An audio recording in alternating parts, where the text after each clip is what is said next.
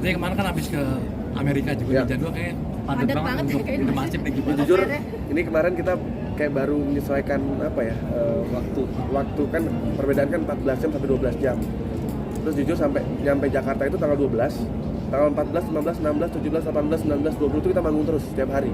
Jadi langsung ini manajer kita lagi tepar. Saya juga lagi tepar, lagi tepar juga, tapi alhamdulillah udah cek itu bukan COVID ya. Jadi emang pure karena kecapean. Nah ini ada waktu, ya jujur habis ini kita ada latihan lagi ya. Latihan lagi, lusa kita manggung tanggal 23, 24 ada yang di Pesta Pora juga kita kosong. Jadi sebenarnya kita syukuri aja. Tapi kemarin kita manggung di Amerika itu benar-benar dapat energi baru sih, energi baru. Terus karena kita kemarin juga manggung di sana tanpa kru ya, benar-benar alat musik kita bawa sendiri, kita colok sendiri. Bahkan ada beberapa panggung yang speakernya kita yang narik sendiri, kita yang routing sendiri ya, kabelnya. Jadi itu seru banget. Jadi kayak kita napak tilas ya, apa yang kita lakukan dulu di Indonesia itu kita lakukan lagi di negara orang. Dan senang lagi kita dapat banyak dia terbuka peluang-peluang di sana, networking di sana, bertemu dengan beberapa apa ya, mungkin orang-orang yang di agensi di sana juga, label di sana juga, yang ya kita banyak nanya-nanya lah bagaimana caranya bisa berkarir di sana gitu ya. Jadi kita kemarin tuh kayak lebih ke apa ya, latihan sih, tes mental lah gitu, bagaimana kalau kita manggung di negara orang gitu. Tapi ada rencana untuk emang targetnya go internasional atau seperti apa sih Rian? Makanya kita bilang kemarin tuh kita bukan go internasional, tapi lebih ke apa?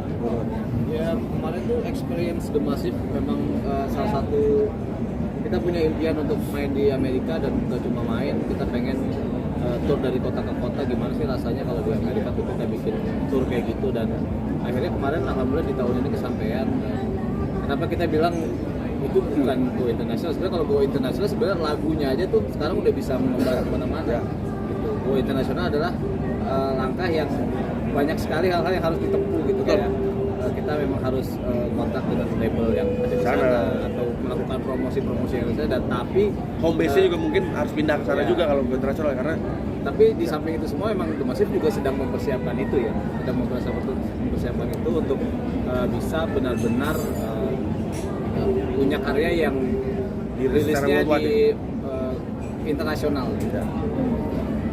Ada target kira-kira kapan misalnya campaign-nya untuk targetnya, jadi sebenarnya kemarin kita kan manggung di sana terus banyak membuka peluang, dan akhirnya ternyata kita ditawarin lagi manggung di sana ya.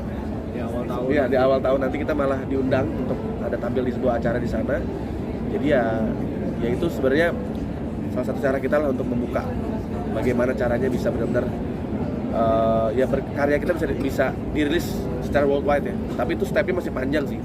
Kalau targetnya kapan, sebenarnya kita juga masih harus ada satu album lagi ya. Masih harus bikin album lagi di sini ya. Ya, jadi sebenarnya kita masih harus prepare, terus menancapkan kuku lebih dalam lagi sih, karena untuk bisa ke sana tuh nggak mudah ya. Selain karena kita harus menjalin koneksi yang tepat juga, terus bagaimana nanti hidup di sana juga kita harus mempersiapkan secara finansial juga harus siap banget. Jadi nggak bisa asal sih. Ya. Yang berkesan di tour kemarin apa nih dari kalian? Yang berkesan adalah satu, kita dapat teman baru. Ternyata orang-orang Indonesia di sana juga banyak yang nggak tahu The Massive, karena banyak mereka yang sudah tinggal selama 20-30 tahun di sana. Bahkan lah sempat ada beberapa kali kita disuruh bawain, kita dikira home band karena mereka nggak tahu The Massive ini siapa. Jadi ya ternyata kita tuh bukan siapa-siapa di sana gitu. Jadi kita memang harus bisa menurunkan ego kita, dan kita tidak bisa ditreatment sama seperti di sini. Mungkin kalau di sini kita ada kru, semuanya udah tinggal siap, kita bangun tidur ke panggung udah ada yang nyiapin semua. Tapi kalau di sana nggak bisa, kita ngangkat alat sendiri, menyolok kabel sendiri, dan bahkan sampai ada beberapa panggung yang memang benar-benar clean panggungnya, kita yang setting speakernya, kita yang setting drumnya. Nah hal itu yang itu mahal, itu priceless. Experience itu mungkin nggak bisa dirasain sama banyak band ya. Dan itu yang bikin kita jadi makin kuat sih, maksudnya secara chemistry kita makin. Jadi pas nyampe sini tuh kayak wah sih, bener-bener yang powerful banget gitu, karena di sana kita udah ngerasain hal yang mungkin sulit maksudnya tidak semua band mau gitu untuk routing sendiri, tidak semua. Jadi buat kita itu kayak pengalaman yang luar biasa. Terus ditutup dengan pecah banget sih waktu di Times Square ya. Jadi benar-benar kita ditonton sama warga lokal sana, orang-orang Indonesia juga datang juga, benar-benar full yang nonton. Terus yang manisnya lagi adalah kita transit waktu pulang ke Jakarta kita transit Jeddah. Terus kita berpikiran untuk bikin visa on arrival dan kita bisa sholat zuhur di Masjidil Haram. Wah, itu satu band itu priceless banget. Maksudnya kita habis tour hampir 1 bulan, ditutup dengan berdoa bersama di Masjidil Haram. Nah itu kesempatan yang luar biasa.